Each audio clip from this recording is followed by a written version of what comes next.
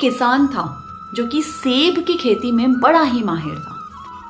उसे ये देखकर बहुत संतुष्टि हो रही थी कि साल भर की उसकी सारी मेहनत एक शानदार फसल के साथ सफल हुई। एक दिन की बात है, वो अपने कुत्ते को टहलने के लिए कहीं ले जा रहा था। अचानक उसकी नजर एक अजीब सी चीज पर गई। उसके सबसे बेशकीमती पेड़ पर एक खराब सेब बैठा हुआ था। किसान ने सोचा कि ये एक खराब सेब मेरी पूरी फसल को खराब कर सकता है, मुझे कुछ करना होगा। वो अपने ट्रैक्टर शेड में गया और वहां से एक लंबा डंडा अपने साथ लेकर आया। सोचा कि इस लंबे डंडे से मैं उस खराब सेब को उखाड़कर फेंक सकता हूँ। किसान ने बहुत कोशिश कर ली, लेकिन वो उस खराब सेब का कुछ भी बिगाड़ नहीं पाया। लेकिन उस खराब सेब को पाने की कोशिश में कुछ अच्छे सेब जरूर नीचे फर्श पर गिर जाते हैं। किसान सोचता है कि प्रॉब्लम तो और बड़ी हो गई, मुझे कुछ और करना होगा। वो फिर से अपने ट्रैक्टर शेड में जाता है और इस बार वो अपने साथ गुलेल लेकर आता है। लेकिन क्या करें, हमारे किसान भाई साहब का निशाना कहाँ इतना अच्छा था।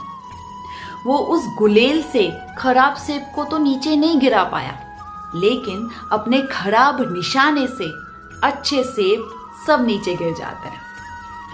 किसान सोचता है गुलेल से भी काम नहीं हो रहा।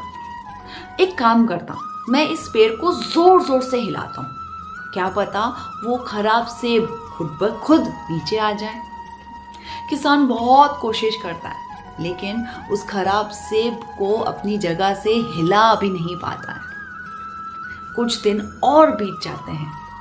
वो किसान अब उस सेब को लेकर बहुत ज्यादा ऑब्सेस्ड हो जाता है और इस बार वो फुल प्रूफ फाइनल प्लान के साथ आता है। इस बार वो अपने साथ चेन सॉ लेकर आता है।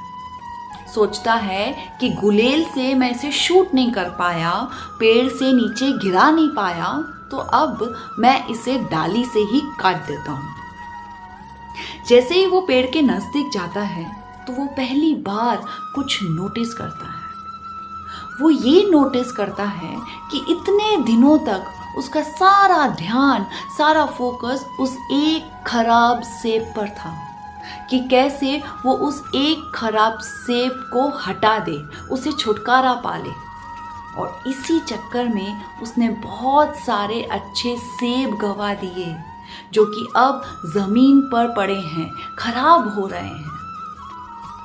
Ladies and gentlemen, we also spend too much time and effort looking at that one bad apple in our lives.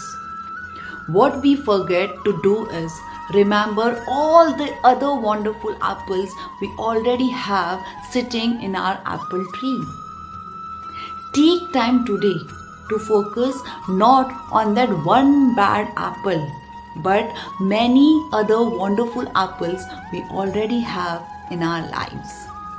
Thank you.